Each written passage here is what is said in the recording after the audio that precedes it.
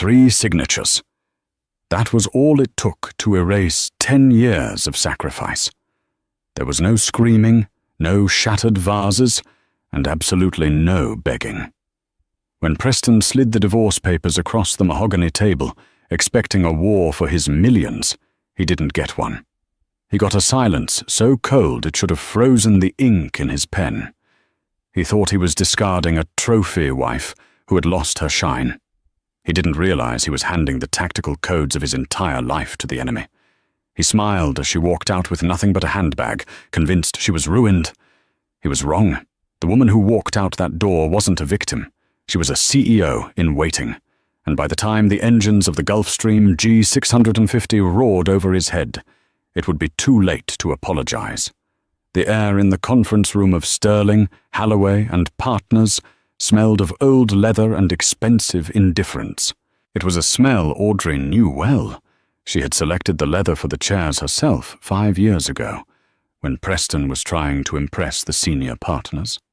Back then, she was his secret weapon, the woman with the impeccable taste and the steel-trap mind who curated his image. Now, she was just the respondent. Sign here, here, and initial the bottom of page 42, the lawyer, Harrison, said. Harrison wouldn't look her in the eye. He was a good man, or at least he used to be, before Preston's company, Apex Logistics, became a billion-dollar valuation unicorn, and Preston decided he needed a lawyer who was more shark than human. Audrey picked up the pen. It was a Mont Blanc. She had bought it for Preston for their 3rd anniversary. He had left it here, likely weeks ago, a discarded tool for a discarded marriage. Across the table, Preston Wright sat with his legs crossed, checking his watch. An Audemars Piguet Royal Oak, another gift she had sourced for him after he landed the Kincaid account. He looked bored, not sad, not angry, just inconvenienced. Audrey, let's not make this difficult, Preston sighed, finally looking up from his phone. The prenup is ironclad. You know that. I'm being generous by letting you keep the Audi. But if you try to go after the stock options in Apex, we'll be here for years, and you can't afford Harrison's hourly rate. He chuckled dryly, a sound that used to make her feel safe, but now sounded like sandpaper on glass. Actually, I'm paying Harrison, so you definitely can't afford him.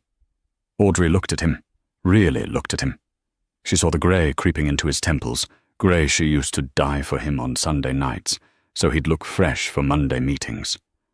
She saw the slight tremor in his hand, the result of too much espresso and not enough sleep, a tremor she used to soothe with herbal teas and patience. She saw a stranger. I don't want the stock options, Preston, Audrey said softly. Her voice was steady, lacking the tremble he had evidently prepared himself to ignore. Preston blinked. He exchanged a confused look with Harrison. Excuse me? I said I don't want the stock. I don't want the house in the Hamptons. I don't want the alimony, Audrey continued, her hand moving fluidly across the pages. Scritch, scratch. The sound was deafening in the quiet room. I just want out. Preston narrowed his eyes. He was a negotiator. He treated life like a transaction, and when the other party folded too easily, he assumed it was a trap. You want nothing? After 10 years? I didn't say I want nothing, Audrey corrected, closing the folder and sliding it back. I said I don't want your things. She stood up. She was wearing a simple navy dress, one she'd had for years. No jewelry. Her wedding ring was already sitting in the small velvet dish on the center of the table. Isla is waiting in the car, isn't she? Audrey asked. It wasn't an accusation. It was a statement of fact. Preston stiffened. This isn't about Isla. Everything is about Isla, Preston. She's 24.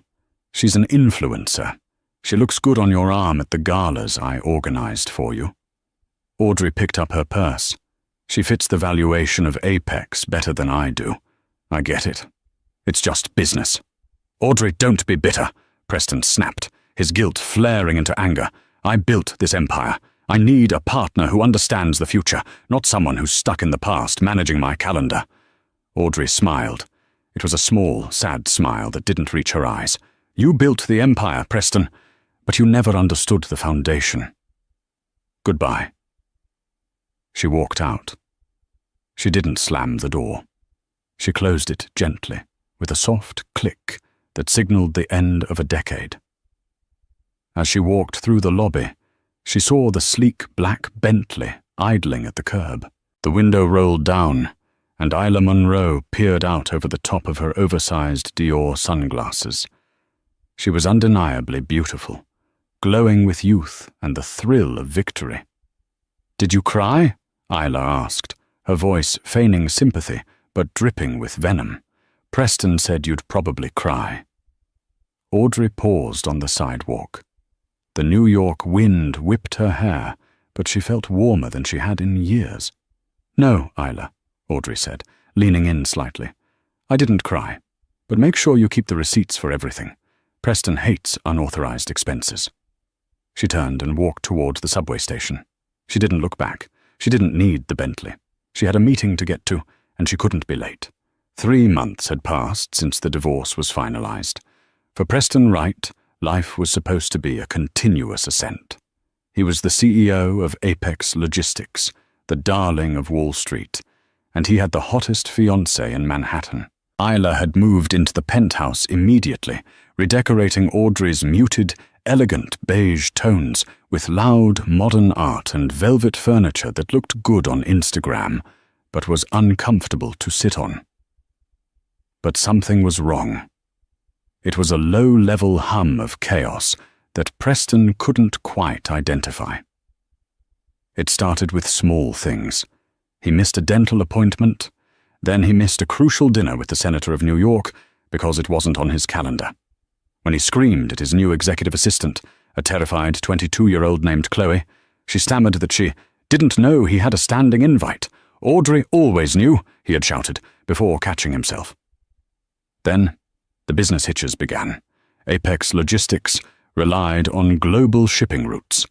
It was a complex web of customs regulations, fuel surcharges, and international diplomacy. Preston was the face. He sold the dream. But he had forgotten who handled the nightmares. "Sir, the shipment in Hamburg is stuck," his COO Mark said, pacing around Preston's office. "Customs is demanding the Schedule B compliance forms for the lithium batteries." "So send them," Preston barked, swiveling in his chair.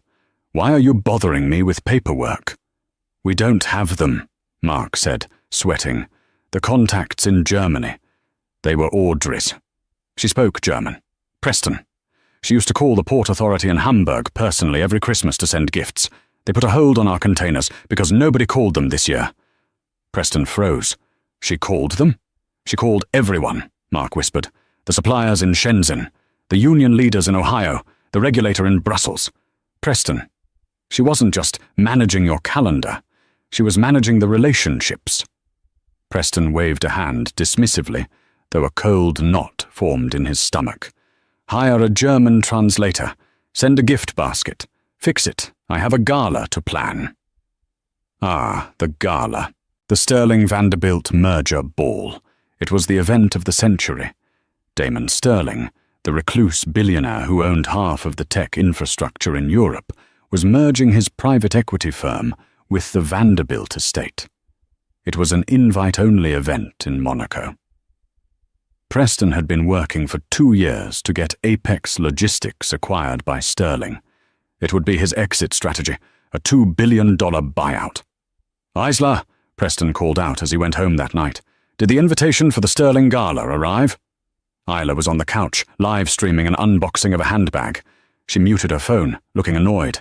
"Babe, I don't check the mail. That's what the doorman is for." Preston rifled through the pile of mail on the counter. Bills, magazines, a flyer for pizza. No gold-embossed envelope. "That's impossible," Preston muttered. "Damon Sterling knows who I am. We're the leading logistics partner for his North American operations." He called his secretary. "Get me the Sterling Group, now." 10 minutes later, he was on the phone with a junior associate at Sterling Enterprises. "Mr. Wright," the voice was cool, detached. Mr. Sterling manages the guest list personally. If you didn't receive an invitation, I'm afraid there's no space." "No space?" Preston laughed incredulously. "I'm the CEO of Apex. We move your hardware. I need to speak to Damon."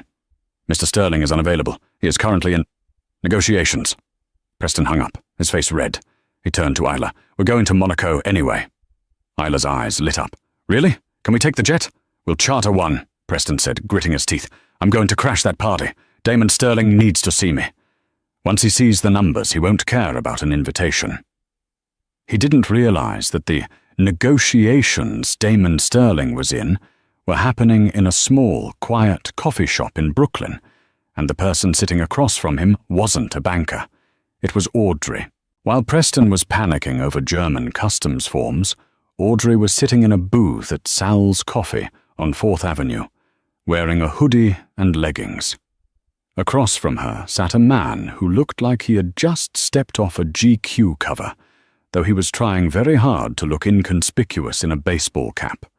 Damon Sterling, 35, worth $40 billion, and currently stealing a bite of Audrey's bagel. "So," Damon said, chewing thoughtfully, "let me get this straight. You handled the logistics for the Kincaid merger, the Shenzhen expansion, and the crisis management for the oil spill in the Gulf?" "I didn't have the title," Audrey said, sipping her black coffee. "But yes, I wrote the strategy. Preston presented it." Damon shook his head. "I met Preston. The man thinks logistics is just ordering Ubers for his staff. I always wondered how Apex ran so smoothly with him at the helm. It was you." "It was me," Audrey admitted. "But that's over now. Why did you find me, Damon?" Damon leaned forward, his intense blue eyes locking onto hers. "Because, Audrey, I'm about to merge with the Vanderbilt estate. It's a logistical nightmare. I have assets in 40 countries that need to be integrated within 6 months. My current board suggests I buy Apex Logistics to handle the transition." Audrey laughed. "Don't do it. Apex is a sinking ship. Without the back-end relationships I maintained, their efficiency is going to drop by 40% in the next quarter. You buy them now, you're buying debt and lawsuits." Damon smiled. It was a genuine smile, sharp and dangerous. "I know. That's why I'm not buying Apex. I want to build something new, internal, better." He slid a contract across the scarred wooden table. It wasn't a marriage proposal. It was something far more intimate for a woman like Audrey. Chief Operating Officer, Sterling Global. Audrey looked at the salary. It had more zeros than she had ever seen on a paycheck addressed to her. "I don't want to be a hidden wife anymore, Damon," she whispered. "I don't want a wife," Damon said, his voice dropping an octave. "I want a partner, a wartime general. You signed this, and you aren't hiding behind anyone. You're standing next to me. In fact..." He pulled a second document out. "This is the deed to 10% equity in the new venture. You won't just be an employee, you'll be an owner." Audrey's hands shook slightly as she touched the paper. This was it. This was the validation she had starved for during 10 years of marriage to a man who only loved her utility, not her mind. "There's a catch," Audrey said, looking up. "There's always a catch. The catch," Damon said, "is that we have to announce it at the gala in Monaco next week. And I know your ex-husband is trying to gate-crash it. He's been blowing up my office lines." Audrey felt a cold thrill run down her spine. "He's coming." "He thinks he's coming to sell me his company," Damon said, a mischievous glint in his eye. "I want him to be there when I introduce my new partner. Are you brave enough for that, Audrey?" Audrey thought about the way Preston had looked at her in the lawyer's office. The pity, the arrogance, the way Isla had sneered from the Bentley. She picked up the pen, a cheap plastic Bic from the coffee shop, not a Mont Blanc, and signed her name with a flourish. "I'll need a dress," she said. Damon grinned, pulling his phone out. "I have the entire Givenchy atelier on speed dial. Let's go shopping." The flight to Nice was the longest 6 hours of Preston Wright's life. He had been forced to charter a Hawker 800, a decent mid-size jet, but a far cry from the Gulfstreams his competitors owned, and certainly not in the same league as Damon Sterling's fleet. The cabin felt cramped, the air recycled and thick with Preston's mounting anxiety. "Did you see the in-flight menu?" Isla complained, tossing a laminated card onto the beige leather seat opposite him. "They don't even have Dom Perignon. It's just Moët." "Ugh, I feel poor." Preston didn't even look up from his laptop. His screen was a sea of red spreadsheets. "Isla, shut up about the champagne. We have bigger problems." "Don't talk to me like that," she snapped, applying another layer of lip gloss while admiring herself in her phone camera. "I'm the one doing you a favor by coming to this boring old man party. You promised we'd go yachting tomorrow." There would be no yachting if he didn't close the deal with Sterling. The situation back in New York was catastrophic. The Hamburg Port Authority hadn't just held their containers. They had initiated a full audit of Apex Logistics' European imports, citing irregularities in compliance paperwork. Mark, his COO, had been screaming on the phone before takeoff. "They're asking for the sustainability protocols from 2021. Preston, nobody knows where they are. Audrey filed them." Audrey. Preston rubbed his temples. For 10 years he had thought his life ran smoothly because he was a genius. He thought the bills paid themselves, the dinner reservations appeared by magic, and international trade regulators were just naturally friendly people. He realized now that he hadn't been living a charmed life. He had been living a curated one. Audrey had been the curator. And he had fired her. "When we land," Preston said, his voice tight, "you need to look expensive, intelligent, and silent. Do not talk to Damon Sterling about TikTok. Do not ask his wife, if he has one, where she bought her shoes. Just stand there and look beautiful. Can you manage that?" Isla glared at him. "You know, Audrey might have been boring, but at least you respected her." The words hit him harder than he expected. He hadn't respected Audrey. That was the whole problem. He had valued her utility, but despised her quietness. Now, the noise of his own incompetence was deafening. As the plane began its descent toward the azure coast of the French Riviera, Preston chugged the last of his lukewarm coffee. He had to crash this gala. He had to corner Damon Sterling. He had to sell Apex before the market realized the company was hollowed out. He was desperate, and desperate men made mistakes.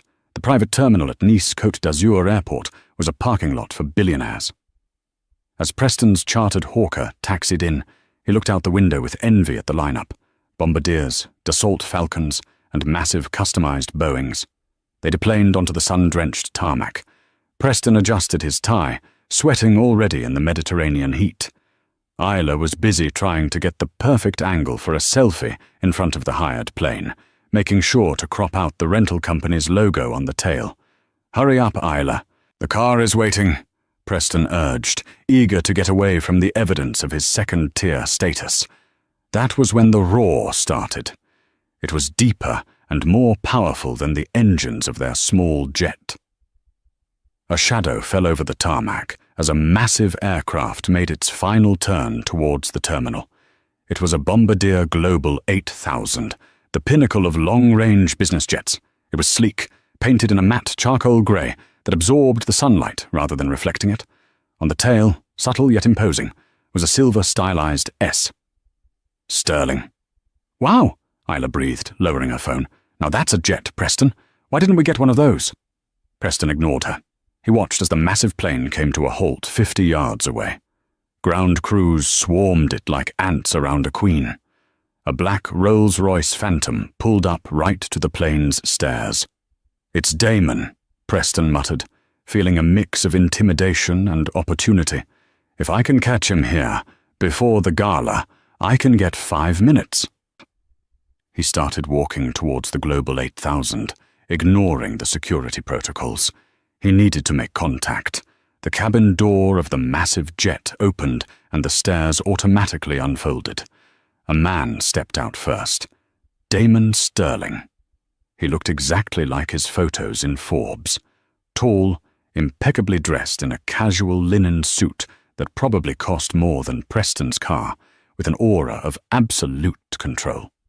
He shook hands with the pilot and then turned to offer a hand to the person following him. Preston stopped walking. His breath hitched in his throat. The woman who emerged from the dark cabin wasn't a supermodel girlfriend or a nameless assistant. It was Audrey. But it wasn't his Audrey. The woman he had divorced wore sensible flats and beige cardigans. This woman was wearing a tailored white power suit that cinched at her waist, and 6-inch stilettos that hit the metal stairs with authority. Her hair, usually tied back in a practical bun, was cut into a sharp, chic bob that caught the Riviera breeze. Large, dark sunglasses hid her eyes, but her posture spoke volumes. She didn't take Damon's proffered hand for support. She tapped his arm lightly in a gesture of equal partnership as she descended.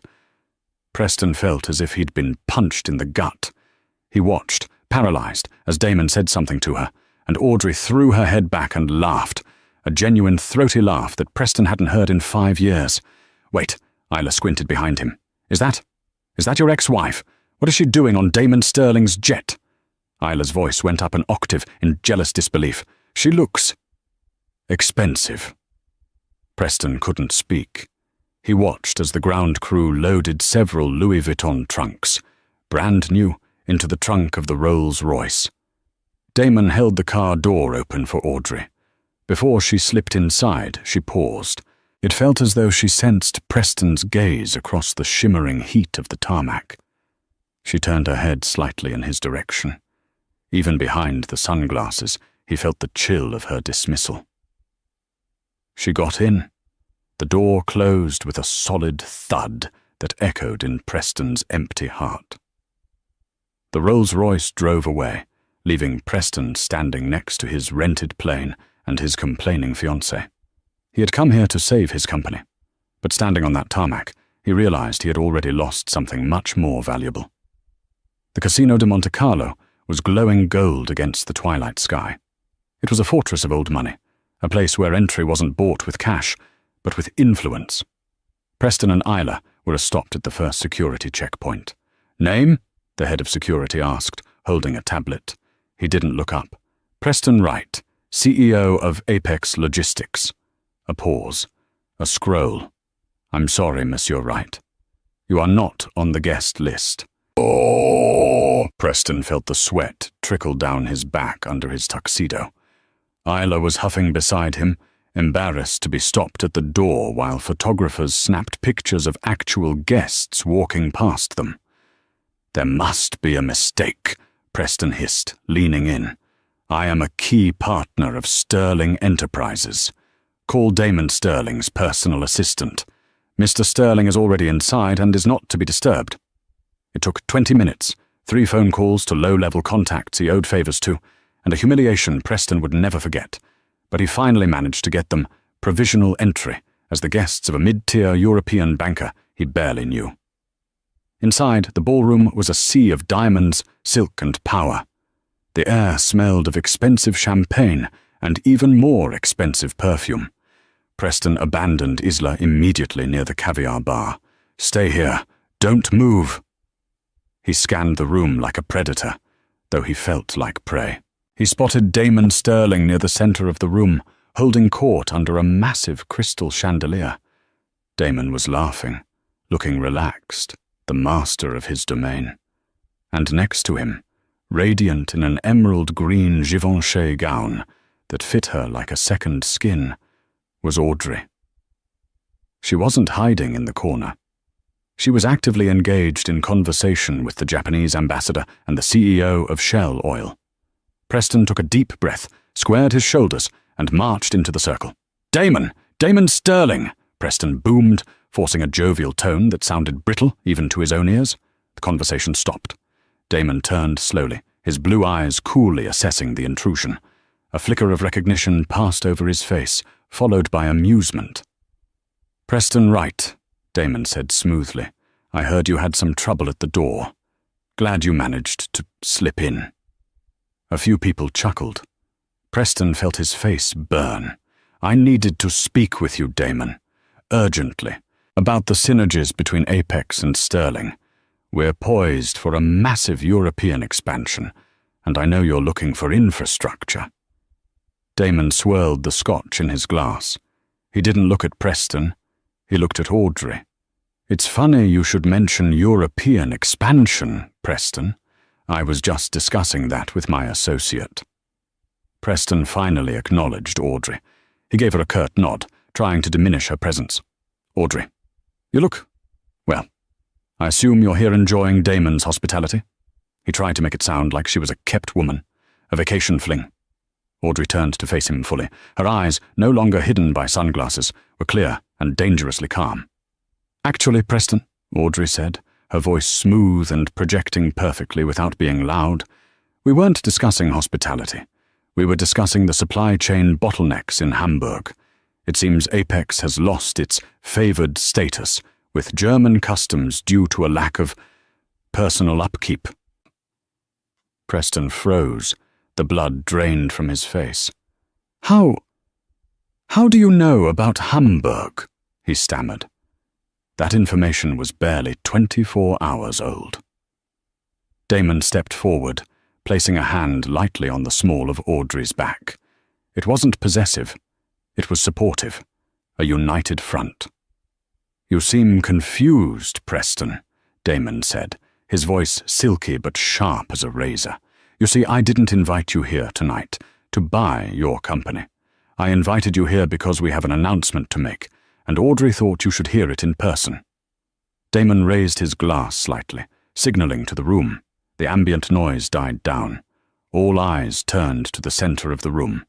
"Ladies and gentlemen, if I could have your attention," Damon announced. "As you know, Sterling Global is entering a new phase of aggressive international integration. To lead this charge, I needed someone who understands the intricate lattice of global logistics better than anyone else. Someone who builds bridges, not just crosses them." Preston felt sick. He wanted to run, but his feet were rooted to the marble floor. Damon turned and smiled at Audrey, a look of genuine admiration. "Please join me in welcoming the new Chief Operating Officer and Managing Partner of Sterling Global, Miss Audrey Wright." The room erupted in polite, enthusiastic applause. Flashbulbs popped. Preston stood alone in the center of the clapping crowd, a man who had thrown away a diamond because he was too busy looking at colored glass. He looked at Audrey, really looked at her, and realized that the silence he had divorced wasn't emptiness. It had been the sound of the foundation holding his entire life up, and now the foundation belonged to someone else.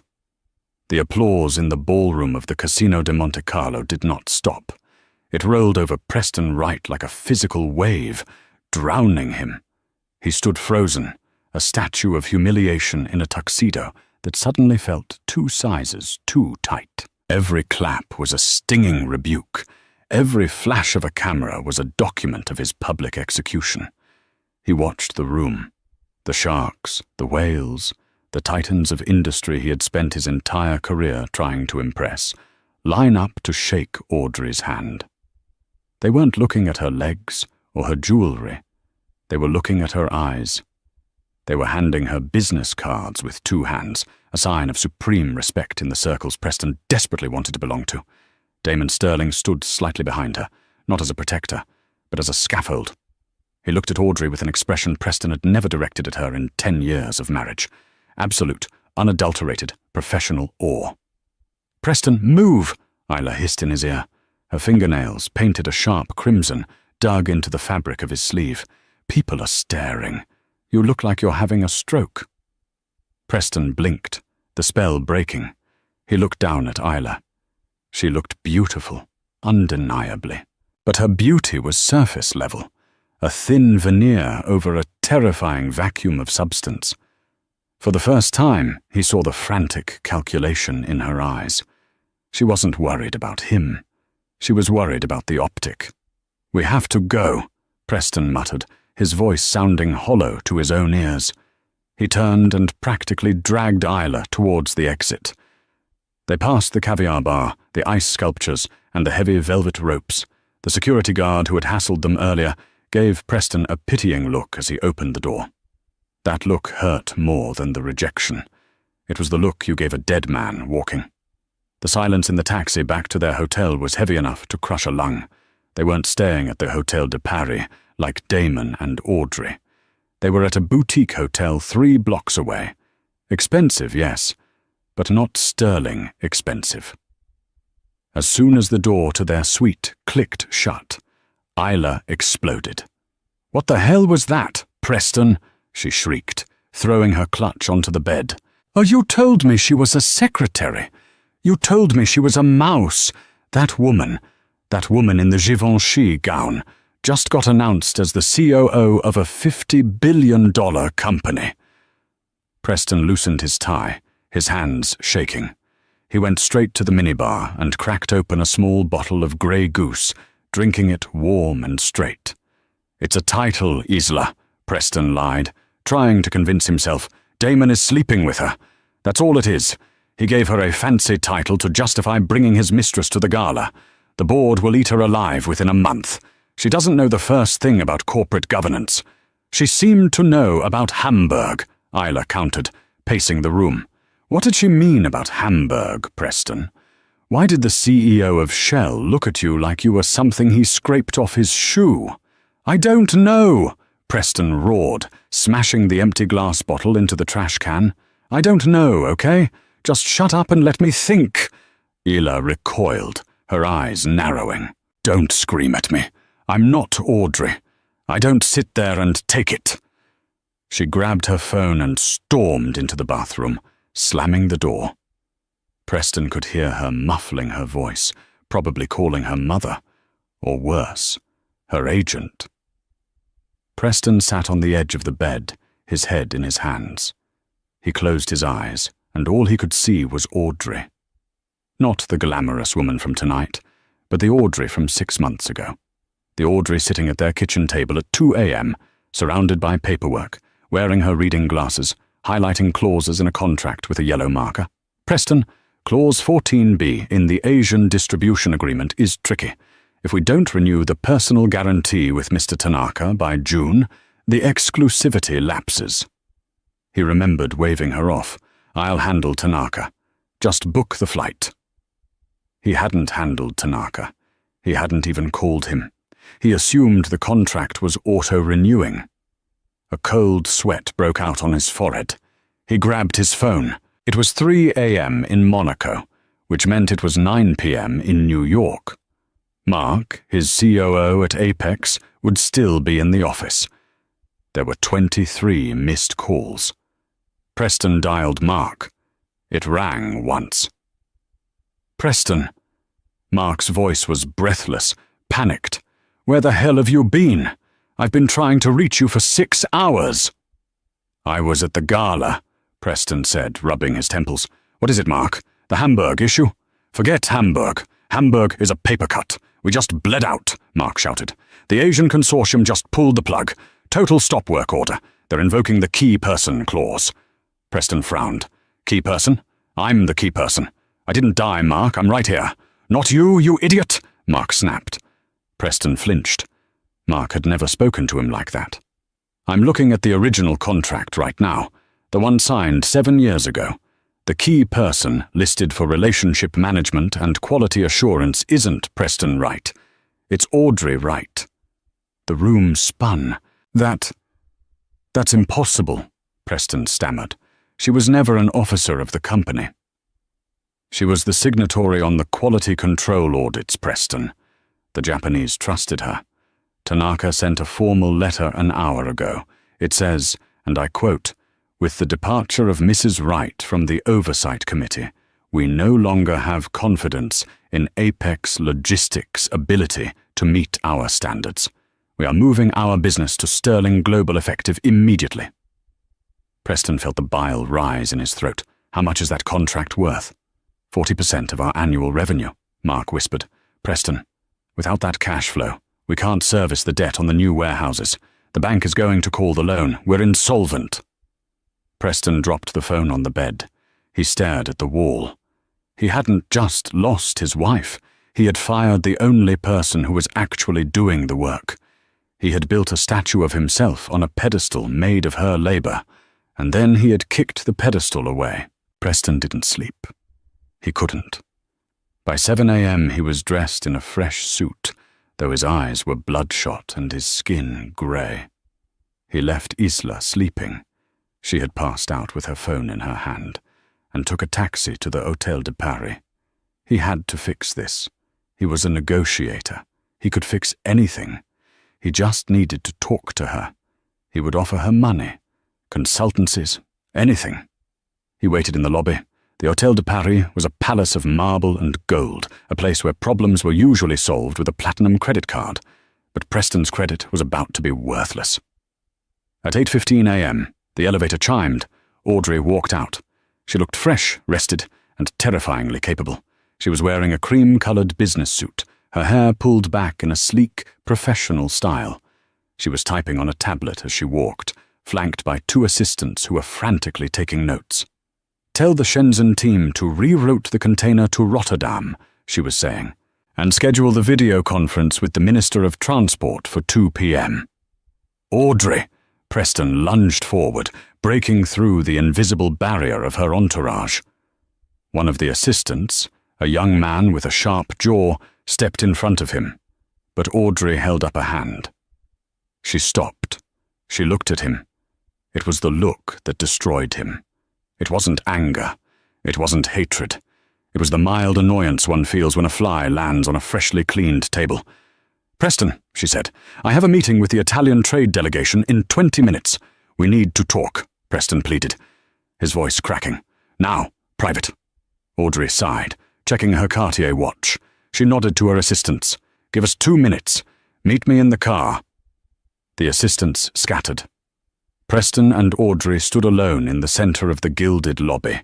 "Make it fast," she said. "You're killing the company," Preston blurted out. "Tanaka pulled the contract. Mark says you're the key person." "You can't do this, Audrey. We built Apex together." Audrey raised an eyebrow. "We? Interesting choice of pronouns, Preston. When you sat in that lawyer's office 3 months ago, you were very clear that you built the empire and I was just managing the calendar. Which is it? Are you a genius or did you need me?" I made a mistake," Preston admitted, the words tasting like ash. "Okay? I underestimated your involvement. I'm admitting it. Are you happy? But you can't destroy the livelihood of 400 employees just to get back at me." "I'm not doing anything to you, Preston," Audrey said calmly. "I didn't tell Tanaka to leave. I simply sent out a press release announcing my new position. The market reacted. Tanaka reacted. That's business." "You knew," Preston accused, pointing a shaking finger at her. "You knew the contract was tied to you." "Of course I knew," she snapped, her voice dropping to a steely whisper. "I wrote the contract, Preston. I wrote it while you were playing golf in the Hamptons. I wrote it while you were networking at bars until 3 a.m. I secured every major win Apex ever had while you took the bows." She stepped closer, invading his space. "You wanted a trophy wife, Preston. You wanted someone to look pretty and be silent. Well, congratulations. You got exactly what you asked for. I'm silent now. I'm not fixing your problems. I'm not smoothing over your insults. I'm not calling your clients to apologize for your arrogance."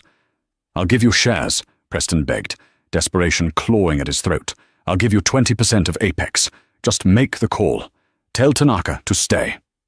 Audrey laughed. It was a dry, hollow sound. "I own 10% of Sterling Global, Preston.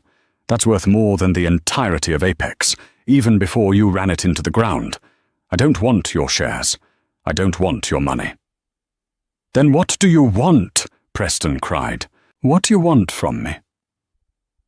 Audrey looked at him, her eyes softening with something that looked like pity. "I want you to understand," she said softly. "I want you to understand that you didn't divorce a wife. You divorced your luck, and now you're just a man with a dying company and a girlfriend who loves your credit limit, not you." She turned around. "Audrey, wait. Isla, she's going to leave me if I go broke." Audrey paused, looking back over her shoulder. "That sounds like a logistical problem, Preston. I'm sure you'll figure it out. You're the CEO, after all." She walked out the revolving doors and into the bright Monaco sun. stepping into the back of a waiting Daimler limousine. Preston watched her go, realizing that the silence she left behind was far louder than any scream. The flight back to New York was a nightmare. Preston flew commercial, economy class, because his corporate card had been declined at the charter desk. Isla refused to come with him. She stayed in Monaco, claiming she had opportunities to pursue. Preston knew what that meant. She was hunting for a new host. He landed at JFK and went straight to the Apex headquarters in Midtown. The office was quiet. Too quiet. People were packing boxes. He burst into the conference room. The board of directors was already there. They hadn't invited him, but they were expecting him. Sitting at the head of the table, Preston's seat, was Arthur Sterling, Damon's uncle, a ruthless corporate raider who owned a minority stake in Apex. "Sit down, Preston," Arthur said, not looking up from a stack of files. "This is my company." Preston spat, though he sat in one of the side chairs. "You can't start a meeting without me." "We can, and we did," Arthur said, sliding a document across the table. "We've voted to remove you as CEO, effective immediately, for gross negligence and breach of fiduciary duty." "Negligence?" Preston slammed his hand on the table. "I built this—" "You lost the Tanaka contract," Arthur interrupted, his voice booming. "You ignored 3 warnings from the Hamburg Port Authority. You missed the renewal deadline for the North American fuel subsidies. In the last 3 months, since your divorce was finalized, the operational efficiency of this firm has dropped by 62%. Arthur took off his glasses and looked at Preston with disgust. "We brought in an auditor, Preston. Do you know what they found? They found that for the last 7 years, 90% of the strategic correspondence was sent from your email address, but the IP logs show they were written from a laptop registered to Audrey Wright."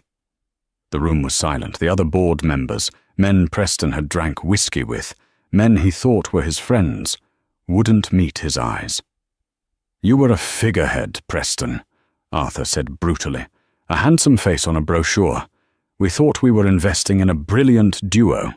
Turns out we were just investing in her.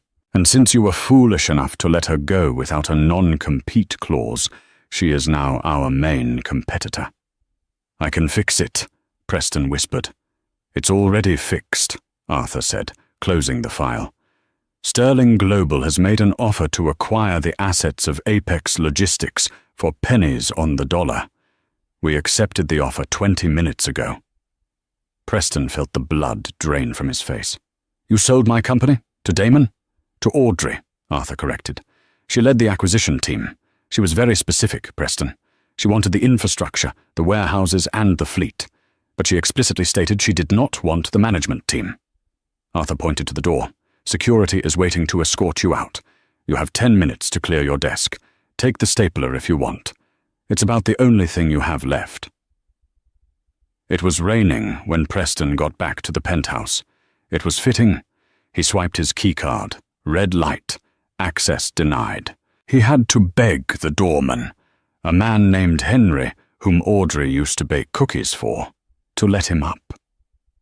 Henry looked at him with sad eyes and used the master key. The penthouse was a wreck. Isla had come back while he was at the office. She must have caught an earlier flight using her own emergency funds. Clothes were strewn everywhere. The closet was gutted. The jewelry box was overturned. Preston walked into the bedroom. Isla was trying to zip a massive Louis Vuitton suitcase. She was wearing her coat, sweating, her makeup smeared. "Isla!" she screamed, jumping back. "You scared me. God, you look terrible." "Where are you going?" Preston asked, leaning against the doorframe. He felt incredibly tired. "I'm leaving, Preston," she spat, wrestling with the zipper. "I tried to use the black card at the hotel. Declined. I tried the joint account. Frozen. You're broke. You're actually broke." "We can rebuild," Preston said, though he didn't believe it. "I'm an entrepreneur, Isla. I can start again." "With what?" Isla laughed, cruel and harsh. "You're a joke, Preston. Twitter is trending with #ApexFail. Everyone knows Audrey was the brains. Nobody is going to give you a dime. She finally got the suitcase zipped. She stood up, hauling it off the bed.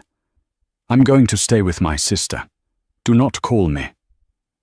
"I left my wife for you," Preston whispered. The weight of that truth crushed him. "I destroyed my life for you." Isla stopped at the door. She looked him up and down, her expression one of pure disdain.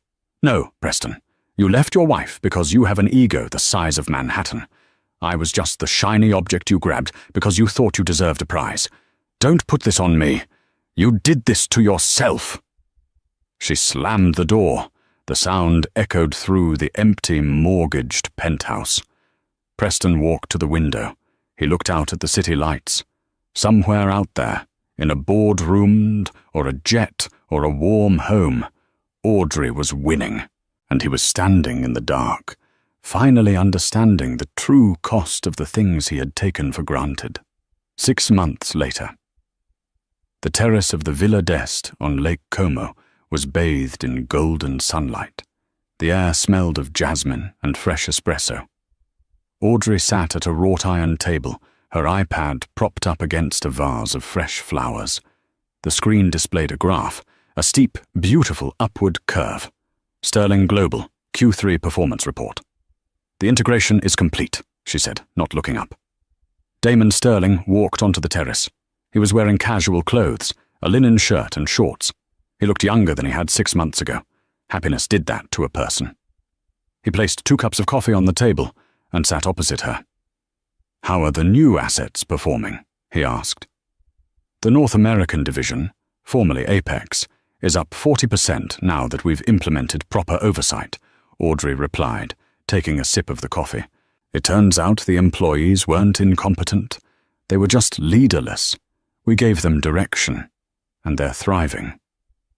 "And the former CEO?" Damon asked quietly. Audrey paused. She swiped to a different tab on her screen. It was a small news article from a local New York business blog. Former Apex CEO files for Chapter 7, bankruptcy, penthouse foreclosed. There was a photo of Preston leaving a courthouse. He looked older. He had gained weight. He wasn't wearing a suit. He was wearing a windbreaker. He looked like just another man in the crowd. "He's starting over," Audrey said, her voice neutral. "I heard he's consulting for a small trucking firm in New Jersey. Entry-level management." "Do you feel sorry for him?" Damon asked. Audrey looked out across the shimmering water of the lake. She thought about the years of being silenced, of being diminished, of being told she was lucky to be Mrs. Preston Wright. She thought about the moment she signed the divorce papers, the fear she had felt, and the freedom that had followed. "No," Audrey said. "I don't feel sorry for him. He's finally learning the lesson he needed to learn. He's learning how to do the work." Damon reached across the table and took her hand. His grip was warm and solid. "You saved that company, Audrey. You saved my European expansion. You're the best partner I've ever had." Audrey squeezed his hand back. She smiled, a real, genuine smile that reached her eyes. "I didn't do it to save the company, Damon. I did it to save myself." She closed the iPad. The work was done. The silence was no longer empty. It was peaceful. She had signed the divorce quietly, but her success had roared louder than any jet engine. And that is the story of Audrey Wright. She proved that you should never underestimate the quiet ones, because they are usually the ones holding the keys to the kingdom. Preston Wright learned the hard way that when you treat a partner like an accessory, you might just find yourself bankrupt when they decide to walk away. True value isn't always loud, and it isn't always flashy. Sometimes it's the person sitting quietly in the background, making sure the foundation doesn't crack. If you enjoyed this story of justice, resilience, and sweet revenge, please smash that like button. It really helps the channel grow and lets us know you want more stories like this. What would you have done if you were Audrey? Would you have helped Preston when he begged? Or did he get exactly what he deserved? Let me know in the comments below. Don't forget to subscribe and hit the notification bell so you never miss a new story. Thanks for watching, and see you in the next video.